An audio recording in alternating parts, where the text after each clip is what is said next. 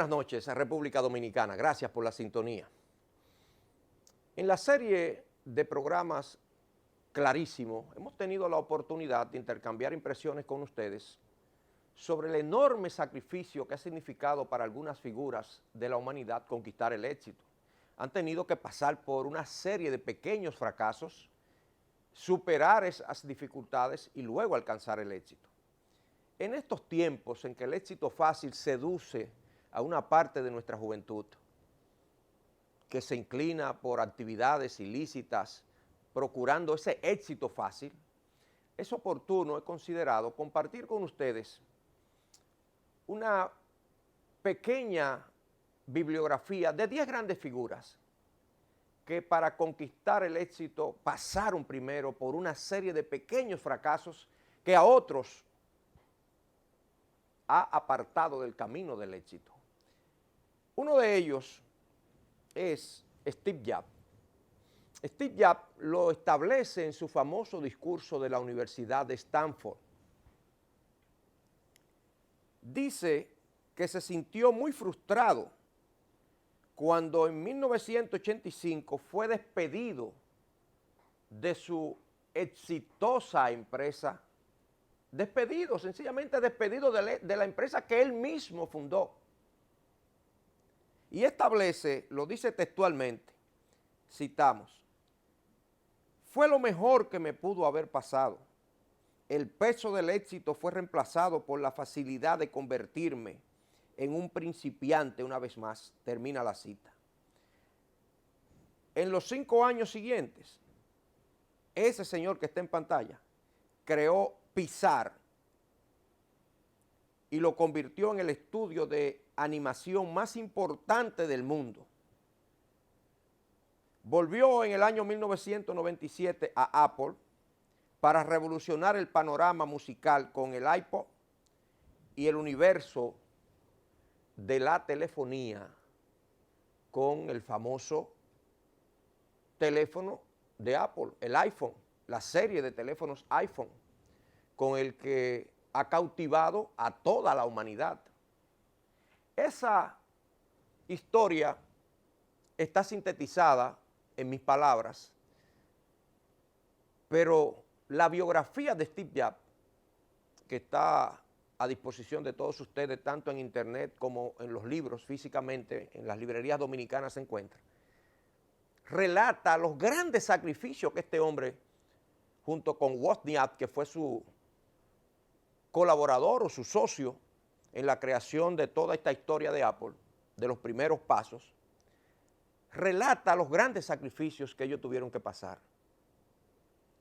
Lo propio ocurre con Bill Gates, que es uno de los hombres más ricos de la humanidad. La revista Forbes lo alterna muchas veces con Slim, con Amancio, el español, y luego vuelve a la supremacía. Bill Gates es un hombre que está en la cumbre, ¿verdad?, del éxito personal, pero él pasó primero por grandes fracasos, moldeó el polvo de la derrota en muchas de las empresas en que inicialmente incursionó, y él lo establece con claridad. Este hombre, que es uno de los hombres más ricos del mundo,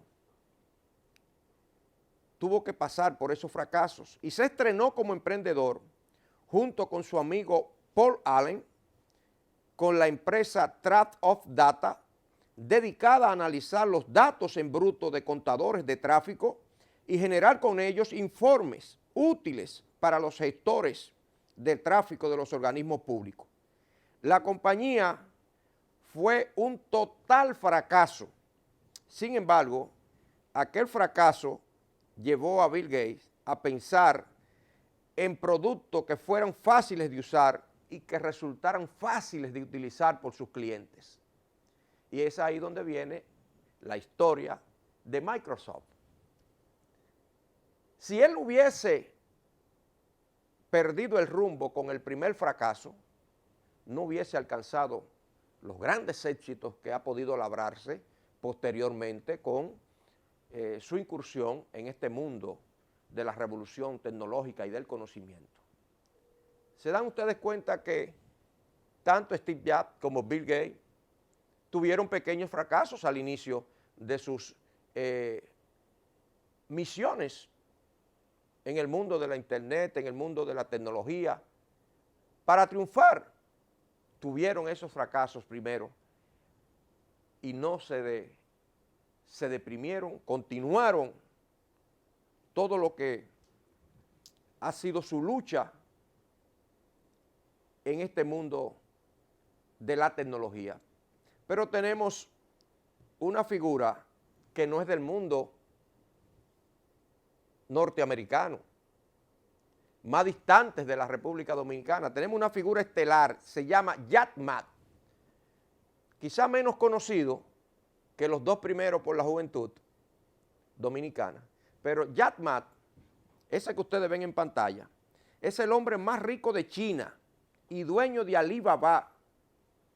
Fue en sus inicios de desastres en desastres.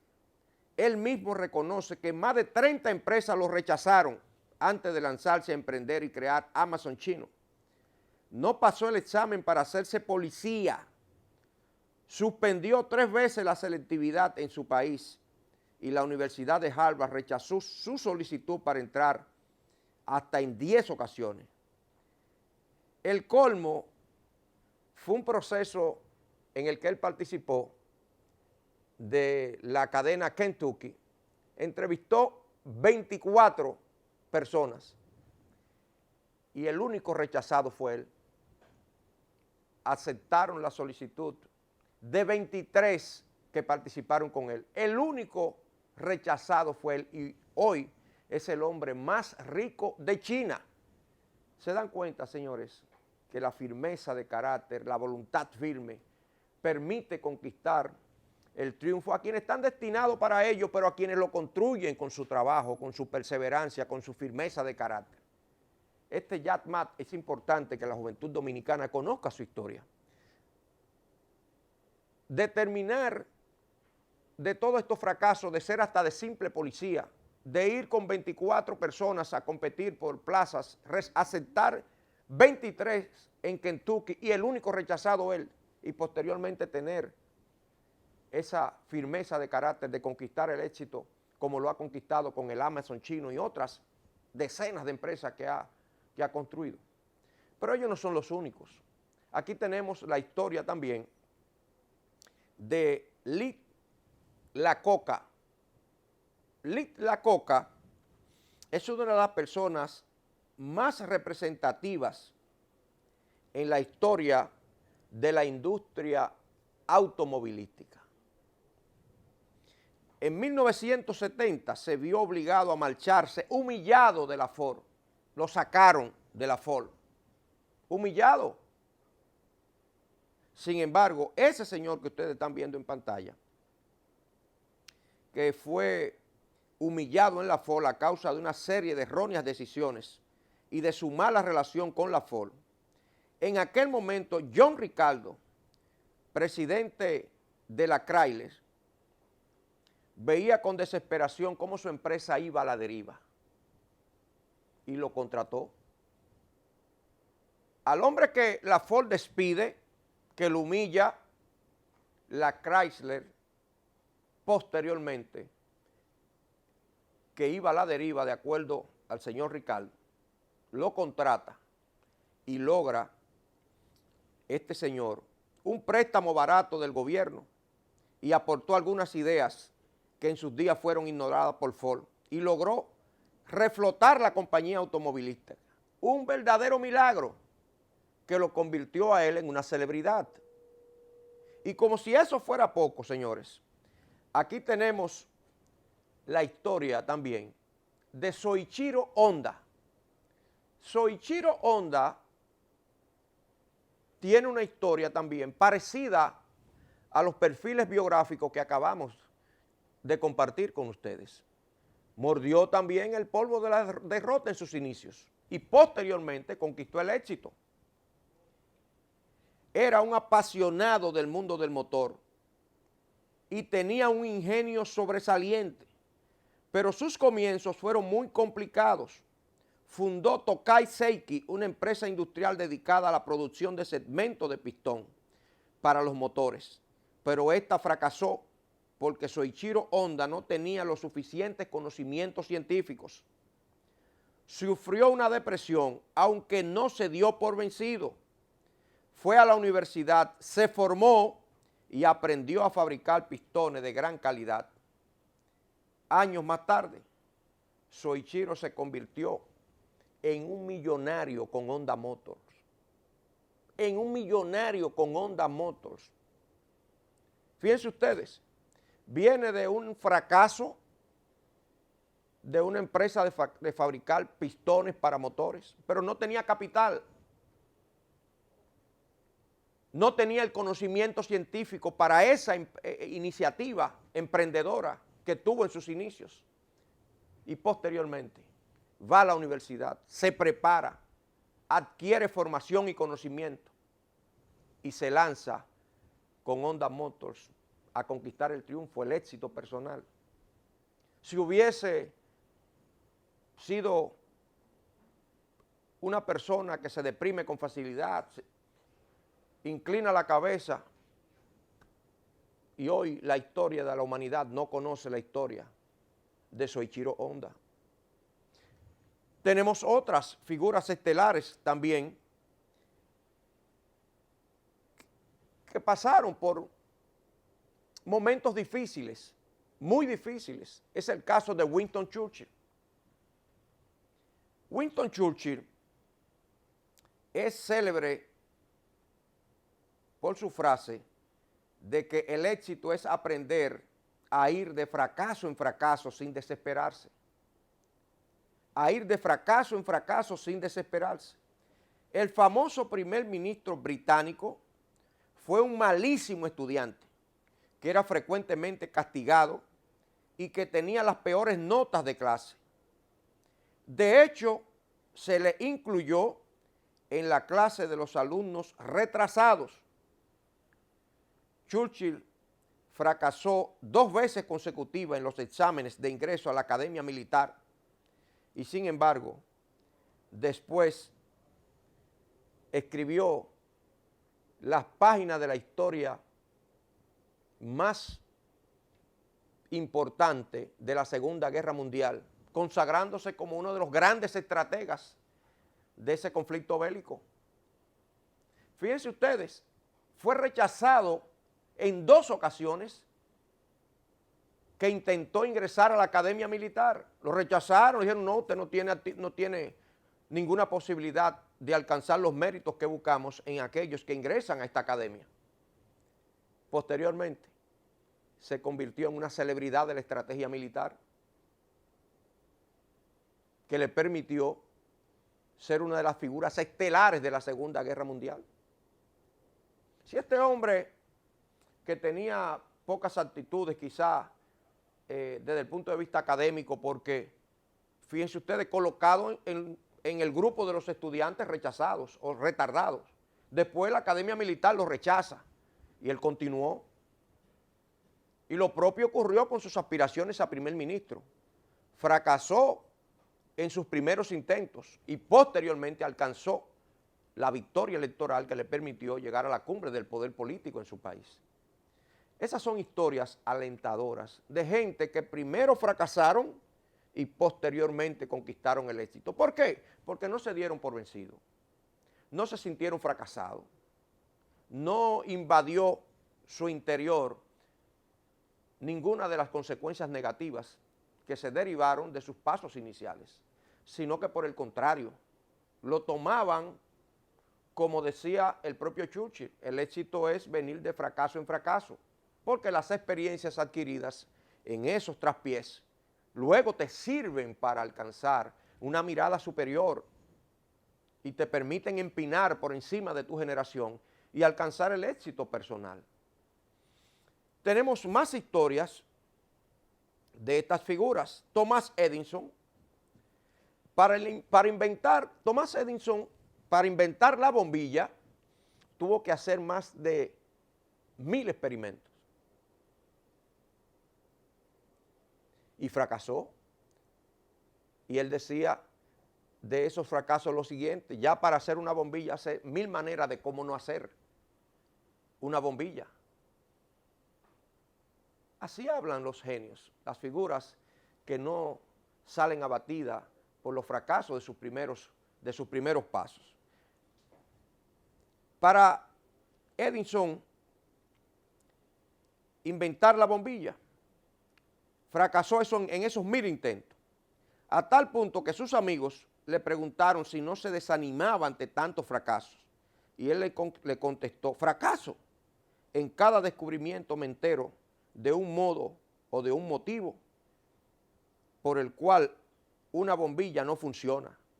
Ahora sé 1000 maneras de no hacer una bombilla, y gracias a Edison tenemos el micrófono, la bombilla y otros tantos inventos que han hecho la vida más fácil a partir de esos inventos. Por último, quiero compartir con ustedes el éxito de Van Gogh. Van Gogh, en sus primeros pasos como pintor, fue un verdadero fracaso, a tal punto que Vincent Van Gogh no vendió más que un cuadro y fue a uno de sus amigos. Escuchen bien, en sus primeros pasos Van Gogh vendió un cuadro solamente a uno de sus amigos, pero él no se desanimó, continuó su obra productiva, generando maravillas que hoy solo la fundación que administra su patrimonio, un cuadro, el que menos cuesta, el que menos vale de Van Gogh, está por encima de los 50 millones de euros. Sin embargo, él murió en medio de grandes precariedades, en medio de grandes dificultades económicas. Sus cuadros fueron un verdadero fracaso en su tiempo. Hoy, Vincent Van Gogh, que no pudo contemplar el éxito de su obra creativa, es una de las grandes celebridades, a tal punto que su fundación, la seguridad de su fundación solamente tiene que invertir millones de euros para preservar sus obras, que son obras ya de la humanidad. Reitero, el que menos cuesta de los cuadros de Vincent Van Gogh está por encima de los 50 millones de euros. Como ustedes ven, estas grandes figuras no alcanzaron el éxito de manera inmediata, sino que lo conquistaron sobre la base de grandes esfuerzos, de sacrificios enormes. Y hay otras historias que seducen a cualquier lector por la forma en que lograron labrarse el camino del éxito y alcanzar la cumbre, desde la que miraron posteriormente a la humanidad. Ford, Henry Ford, fue una figura estelar para los grandes saltos que dio la humanidad con el vehículo de motor, pero él tuvo que abrevar en la fuente del fracaso primero, hasta alcanzar el éxito que posteriormente le permitió sonreírle a la vida. Todas estas figuras, Steve Jobs, Bill Gates, Matt, Sikola, Vincent Van Gogh, Churchill, todas estas figuras que he compartido con ustedes tuvieron que asimilar pequeños fracasos en sus inicios para alcanzar posteriormente el éxito. La juventud de hoy no puede mirar solamente la ilusión del éxito fácil que alcanzan algunas figuras que se van al mundo de las drogas, al mundo del delito, del crimen. Esos son éxitos muy, muy, muy fugaces, que todos terminan en fracasos enormes, muchos de ellos en el cementerio, la mayoría, o en la cárcel. El éxito se construye con sacrificio, con esfuerzo, con visión, con entrega, con voluntad. Es así como se construye la historia de éxito que podemos ver en cada una de estas grandes figuras. No hay otra forma de conquistarlo. Por eso he querido hacer uso de estas brevísimas biografías de estas grandes figuras, porque son figuras que constituyen un liderazgo para las nuevas generaciones. ¿Qué joven no admira a la historia de Bill Gates? Hay que admirarlo. Ha puesto al servicio de la humanidad recursos tecnológicos que han revolucionado toda la historia reciente de la humanidad. Steve Jobs, ¿quién no siente en la juventud admiración permanente? ¿Quién no se deja seducir por su historia? Claro, pero tienen que entender que para ellos conquistar esas grandes victorias tuvieron que pasar por grandes fracasos. Pero no se sintieron derrotados, no se sintieron humillados por la derrota, todo lo contrario. Asumieron esos pequeños fracasos como un estímulo a su obra creativa. Así en la historia que conocemos de los grandes hombres que han escrito los capítulos dorados de nuestros pueblos y de la humanidad en sentido general, encontramos que se producen réplicas de estas que acabamos de hacer. ¿Quién no se deja cautivar por la historia de Mahatma Gandhi? Mahatma Gandhi se inicia con su llegada a la India con toda una nueva estrategia para conquistar la libertad de su pueblo. Tuvo que ayunar, tuvo que ir a la prisión, tuvo que sufrir todos los maltratos para que posteriormente su pueblo y la humanidad le reconocieran los grandes aportes que hizo a su nación. Y así, usted va recorriendo los caminos donde han dejado sus huellas estos grandes hombres y estas grandes mujeres. Y es el resultado indiscutible de una entrega, de un sacrificio y de una gran visión. Vamos a la pausa y regresamos de inmediato con ustedes con la parte final de Clarísimo. Ya regresamos.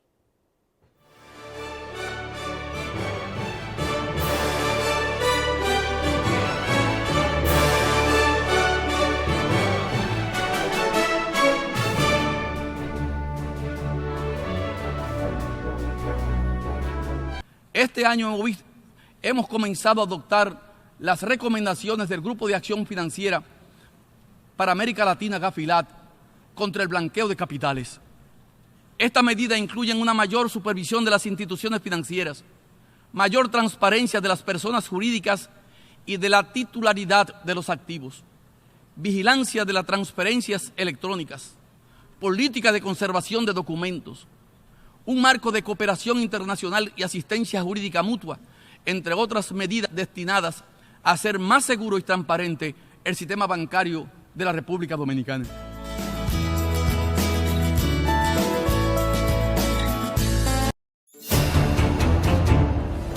Desempeñar digna y fielmente los deberes de su cargo.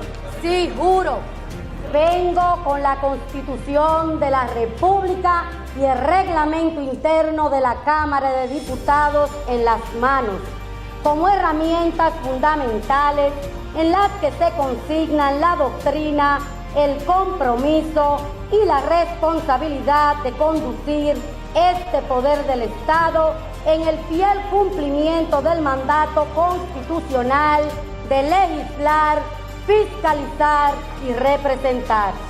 Juro y me comprometo en nombre de la Constitución al cumplimiento de los mandatos y ordenanzas dictados sobre las funciones del presidente o presidenta de la Cámara de Diputados.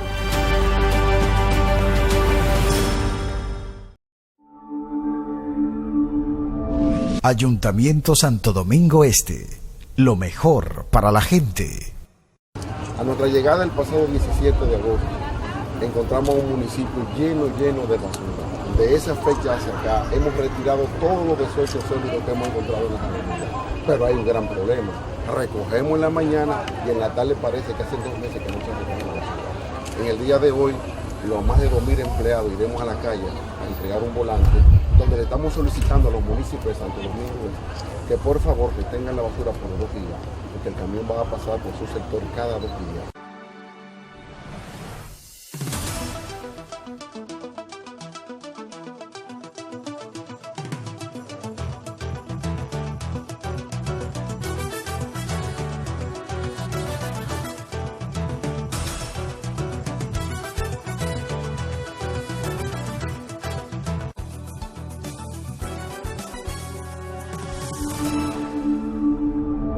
Ayuntamiento Santo Domingo Este, lo mejor para la gente. La CDEE, enfocados en su plan integral, trabaja en más de 100 proyectos de reducción de pérdidas y rehabilitación de redes en todo el país para mejorar el voltaje y mantener la continuidad del servicio. Se construyen 8 nuevas subestaciones, 16 en proceso de repotenciación, 24 en total. Avanzamos con 1.825 kilómetros de redes rehabilitadas, 268 kilómetros de nuevos circuitos, más de 20.000 clientes prepagos, 243.000 clientes normalizados, 212.000 nuevos clientes telemedidos, alcanzando ya más de 340.000 en las 3 sedes. Corporación Dominicana de Empresas Eléctricas Estatales, CDEE, hacia la solución definitiva. En mi condición de viceministro de Relaciones Exteriores, tuve la oportunidad de representar al canciller de la República, Miguel Vargas Maldonado, que como ustedes saben se encontraba cumpliendo una apretadísima agenda en la ciudad de Nueva York junto al presidente de la República en la reunión de las Naciones Unidas. Tuvimos a bien dar apertura al pabellón del Ministerio de Relaciones Exteriores en la 19ª Feria Internacional del Libro Santo Domingo 2016. Dije en mis palabras que en esta oportunidad teníamos como institución una participación más entusiasta y más comprometedora, porque estaba dedicada a una mujer extraordinaria, la feria. La feria ha sido dedicada a una mujer que trasciende en el mundo de las letras dominicanas como Salomé Ureña, que a mi juicio, y comulgando con un criterio del doctor Joaquín Balaguer, a partir del año 1981, Salomé Ureña se convierte, en su condición de maestra, en la inspiradora de un movimiento que revelaba la emancipación intelectual de la mujer dominicana. Ese hecho le coloca un sello muy particular a esta Feria Internacional del Libro, que también tiene como país invitado a un país muy especial. Tiene como país invitado a la República Dominicana y reconoce además la labor extraordinaria que en el mundo de la literatura ha venido realizando la diáspora dominicana. Más de 40 intelectuales dominicanos que están radicados en diferentes puntos de la geografía global han sido invitados a participar en esta feria. Esas características le dan a este evento cultural una connotación muy, muy especial. Y nuestro pabellón rinde honores precisamente a esa filosofía y a ese compromiso del Ministerio de Cultura con esta Feria Internacional del Libro. El pabellón está dedicado a honrar y a tributar honores a grandes figuras de la diplomacia nacional y por eso se dictarán conferencias, charlas y otras actividades audiovisuales que estarán proyectando en el centro de ese espacio para convertirlo en un aula que nos permita de manera didáctica llevarle a la juventud sobre todo una visión diferente de personajes de nuestra historia que muchos desconocen. ¿Quiénes conocen a plenitud la labor diplomática desarrollada por Juan Pablo Duarte, por Gregorio Luperón y por grandes figuras? Y estas conferencias y charlas que estarán dictando las autoridades de nuestro Instituto de Formación Diplomática pondrá en condiciones a los asistentes a estos eventos de carácter didáctico de conocer esos detalles de las figuras y de los prohombres que fundaron nuestra nacionalidad. Por eso quiero expresar mi gratitud al canciller Vargas Maldonado por permitirme el honor de dejar abierto al público el pabellón del Ministerio de Relaciones Exteriores en la Feria Internacional del Libro. Agradezco a los funcionarios del ministerio, así como al cuerpo diplomático acreditado en la República Dominicana, por el honor de su presencia. Este stand durará las 2 semanas que dura este importante evento cultural, brindando todas estas informaciones al pueblo dominicano y a las personas que asistan a estos importantes eventos. Los dejo ahora precisamente con la participación que tuviera a bien realizar en el seno de las Naciones Unidas nuestro presidente de la República, el presidente Danilo Medina. Por nuestra parte, nos vemos la próxima semana. Excelentísimo señor Peter Thompson, presidente de la 61ª Asamblea General de las Naciones Unidas. Excelentísimo señor Ban Ki-moon, secretario general de las Naciones Unidas. Señores jefes de Estado y de gobiernos, señores ministros y demás jefes de delegaciones, señoras y señores, es un honor participar nuevamente en esta Asamblea General en representación del pueblo de la República Dominicana. Quiero comenzar mis palabras haciendo un especial reconocimiento a la labor realizada por el secretario general Ban Ki-moon. Agradecemos su entrega en la búsqueda de soluciones para los conflictos que han sacudido al mundo en los últimos 10 años y le deseamos la mejor de las suertes en las nuevas labores que emprenderá. Este 2016 está resultando un año especialmente turbulento, con conflictos territoriales y tensiones identitarias abiertas en distintos puntos del mundo. Deseamos e impulsamos, por supuesto, que la comunidad internacional sepa encontrar una salida pacífica a estos conflictos. En primer lugar, por los millones de vidas que se ven afectadas por los mismos, pero también porque la urgencia inherente a estos dramas nos resta fuerza en ocasiones para atender problemas en apariencia menos acuciantes, pero que a la larga son los más importantes. Uno de estos asuntos, quizás el de mayor alcance y mayor potencial transformador a largo plazo, es la lucha contra la pobreza y la desigualdad. En las últimas 2 décadas, el rápido crecimiento económico que trajo consigo la integración económica global ha alimentado grandes expectativas en los países del sur.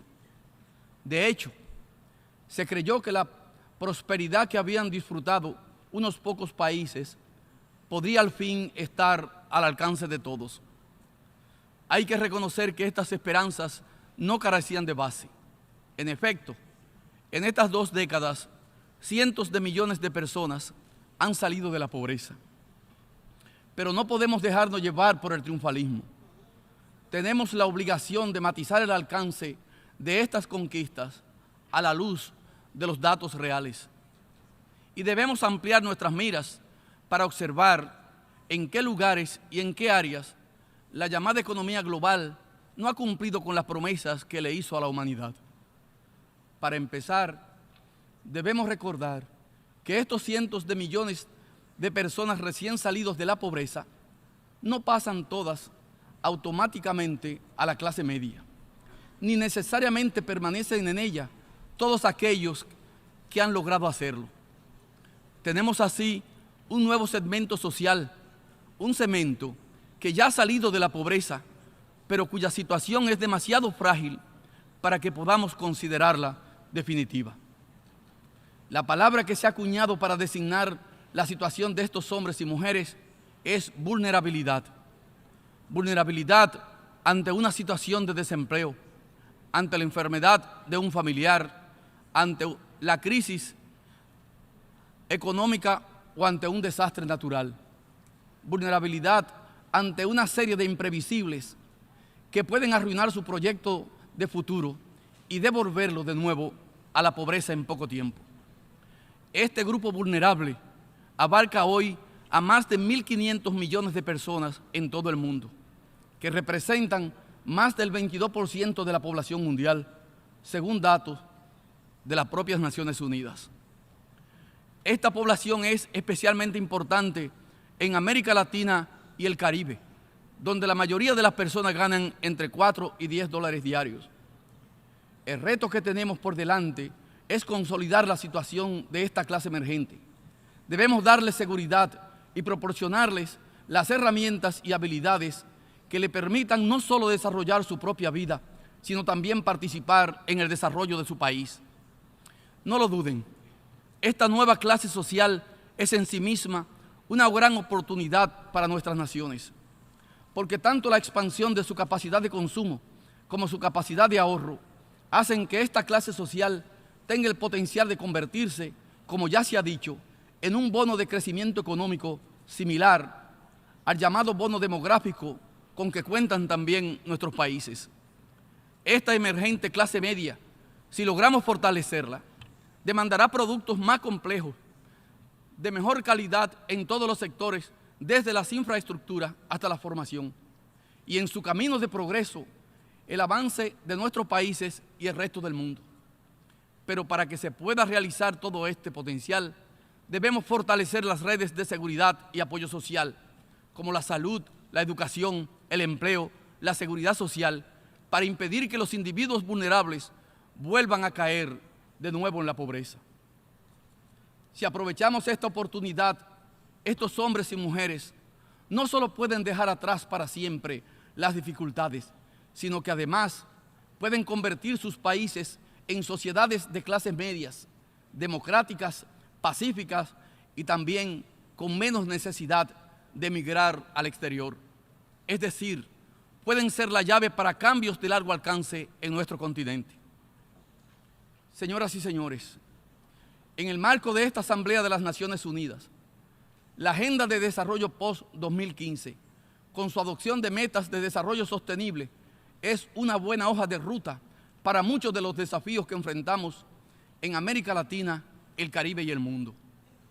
Nuestro país defiende que tan importante es trabajar día a día por la reducción de la miseria, como establecer estrategias para garantizar que el camino de salida de la pobreza sea una ruta sin retorno. Sin embargo, para que estas metas se realicen, para que logremos sacar de la pobreza a cientos de millones de personas, es necesario algo más que adoptar una serie de recetas e indicadores. Es urgente realizar cambios profundos en las formas en que se dan los intercambios comerciales y los flujos financieros. Es decir, es necesario revisar las reglas del juego entre países ricos y países pobres. Hablemos del comercio. Vivimos en una era de apertura comercial sin precedentes y mi país, la República Dominicana, como otros muchos, ha suscrito acuerdos de libre comercio con los principales bloques económicos. Esto debería ser mutuamente beneficioso y en muchos casos lo es. Sin embargo, si me permiten decirlo con total franqueza, hay ocasiones en las que los países desarrollados caen en la hipocresía. Tras más de medio siglo en el cual todo el mundo se protegía de todo aquello que otros países podían producir mejor, ahora los países desarrollados se niegan a reducir el proteccionismo al interior de sus fronteras, al tiempo que los tratados de libre comercio se lo exigen a sus contrapartes de los países en vías de desarrollo. Se quiere que nosotros, los países en vía de desarrollo, eliminemos la protección a los bienes industriales, pero ellos no eliminan los subsidios agrícolas. Para los próximos 5 años, por ejemplo, Estados Unidos empleará 97.800 millones de dólares en promedio anual para apoyar su sector agropecuario. Y por su parte, la Unión Europea, en su política de subsidio plurianual para el periodo 2014-2020, dedicará otros 408.000 millones de euros para subsidiar a su sector agropecuario. El proteccionismo agrícola de los países ricos le permite así inclinar los mercados en su favor, mientras que los aranceles y las barreras comerciales excluyen de forma rutinaria a los productos de los países en vía de desarrollo. Además, otras barreras no arancelarias, tales como reglamentaciones fitosanitarias, cuando no son transparentes, ofrecen también impedimentos adicionales a los agricultores de los países en vía de desarrollo que procuran ingresar al mercado global.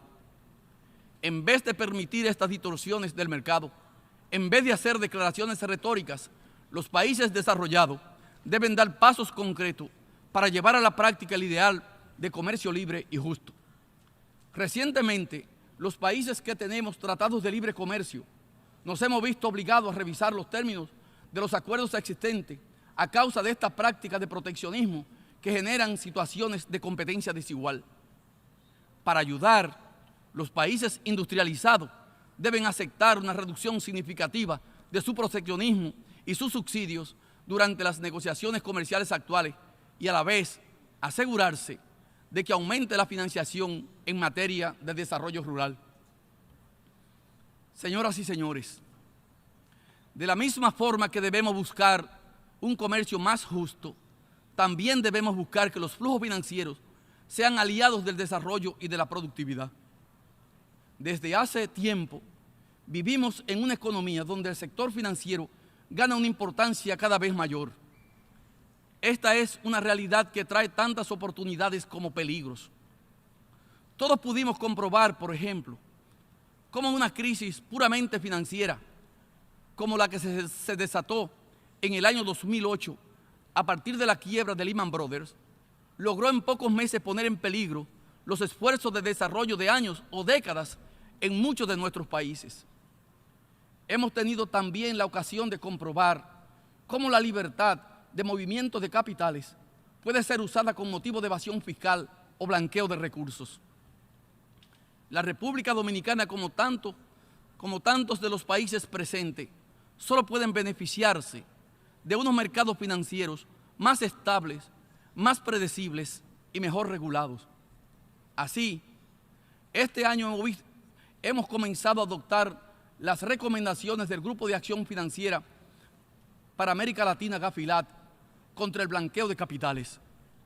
Esta medida incluye una mayor supervisión de las instituciones financieras, mayor transparencia de las personas jurídicas y de la titularidad de los activos, vigilancia de las transferencias electrónicas, política de conservación de documentos, un marco de cooperación internacional y asistencia jurídica mutua, entre otras medidas destinadas a hacer más seguro y transparente el sistema bancario de la República Dominicana.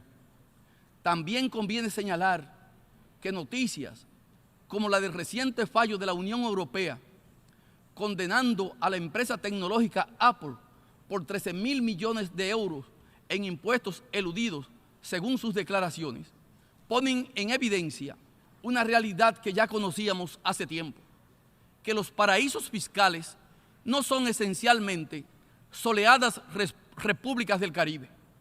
Por el contrario, la gran mayoría está bajo jurisdicción de los países más ricos. Además, contrariamente a la idea tan difundida sobre los paraísos fiscales como meros refugios del dinero, son en mayor medida plataformas para operar financiera y comercialmente en los mercados mundiales de capitales. Es decir, no es dinero guardado en un colchón, sino que forman parte íntegra de la economía real, sustrayéndoles recursos y robando a los estados sus sus prerrogativas de soberanía fiscal. La falta de regulación ha venido allanando el camino a los evasores y haciendo más complejo el trabajo de la administración fiscal. Esta es una gran amenaza para el financiamiento del Estado en todo el mundo, que dificulta a los gobiernos el cumplimiento de las grandes responsabilidades con sus ciudadanos. Saludamos, por tanto, las iniciativas en todo el mundo que dan esperanza de avanzar hacia una mayor regulación de los paraísos fiscales. Entendemos, además, que la regulación de los paraísos fiscales ha de integrarse en la demanda de una mayor regulación y supervisión pública efectiva de los mercados financieros para ponerlos al servicio de la economía real y de la ciudadanía. Señoras y señores, nuestra responsabilidad es seguir sacando a millones de personas de la pobreza, pero estableciendo las políticas de educación, salud, empleo y seguridad social que apuntalen lo conquistado y permitan seguir avanzando. Vamos a seguir apostando por el intercambio mundial de bienes y servicios, pero hagámoslo asegurándonos de que esos intercambios sean justos y en igualdad de condiciones. Vamos a abrir de par en par las puertas de la inversión, multiplicando las posibilidades de producción, de investigación y crecimiento, pero que se haga con las garantías de justicia y transparencia necesarias para que a medio y largo plazo esta inversión y este crecimiento estén al servicio de las grandes mayorías y no de unos pocos. Vamos a buscar los consensos necesarios para humanizar la economía global. Vamos a llevar el aperturismo que solicitamos para los capitales también a la gestión de los flujos migratorios. Vamos a poner la misma creatividad y entusiasmo que empleamos en la puesta en marcha de negocios lucrativos en la búsqueda de soluciones para los que menos tienen. Los millones de personas que recientemente han salido de la pobreza son la mejor muestra de que es posible lograr grandes cosas cuando hay voluntad política. Estos millones de hombres y mujeres son también nuestro motivo más urgente y nuestros mejores aliados para seguir trabajando. Hemos dado grandes pasos, pero nos quedan muchos más por dar. Pasos que requieren de audacia y honestidad. Pasos que incluyen destruir tabúes, repensar los paradigmas y redefinir las reglas de juego. Nuestro país apuesta por la reducción sustancial de las desigualdades, pero no solo entre los habitantes más ricos y más pobres de nuestros países, sino también en la configuración de las relaciones internacionales entre países pobres y países ricos. Sentémonos a dialogar desde el respeto mutuo y la igualdad sin privilegios y por el bien común, y hagámoslo convencidos de que esta es la única forma en que la humanidad en su conjunto ganará. El tiempo de los juegos de suma cero pasó. Este es el tiempo en el que todos añadimos valor, en el que las alianzas se conforman para construir y en el que ningún aliado es pequeño. Cuenten siempre con la República Dominicana para avanzar en este camino. Cuenten siempre con nuestro país para trabajar por las grandes mayorías que necesitan de nosotros. Muchas gracias.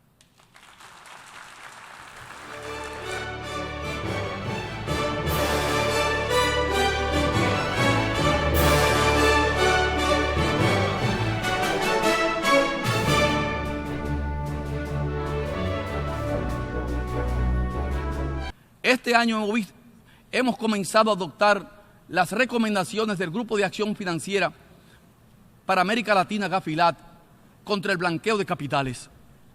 Esta medida incluye una mayor supervisión de las instituciones financieras, mayor transparencia de las personas jurídicas y de la titularidad de los activos, vigilancia de las transferencias electrónicas, política de conservación de documentos, un marco de cooperación internacional y asistencia jurídica mutua, entre otras medidas destinadas a hacer más seguro y transparente el sistema bancario de la República Dominicana.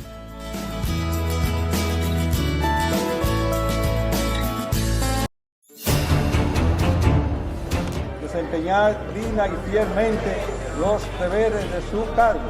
Sí, juro.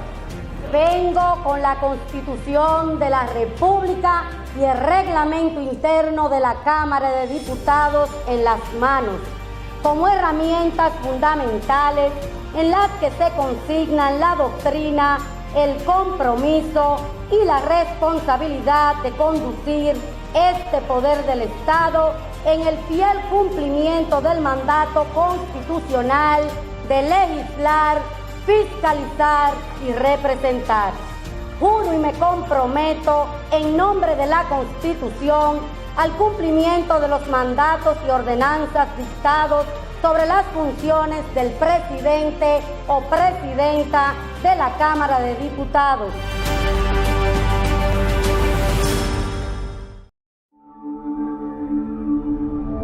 Ayuntamiento Santo Domingo Este, lo mejor para la gente. A nuestra llegada el pasado 17 de agosto, encontramos un municipio lleno de basura. De esa fecha hacia acá hemos retirado todos los desechos sólidos que hemos encontrado en la comunidad. Pero hay un gran problema. Recogemos en la mañana y en la tarde parece que hace 2 meses que no se recoge la basura. En el día de hoy, los más de 2.000 empleados iremos a la calle a entregar un volante donde le estamos solicitando a los municipios de Santo Domingo que por favor retengan la basura por 2 días, porque el camión va a pasar por su sector cada 2 días.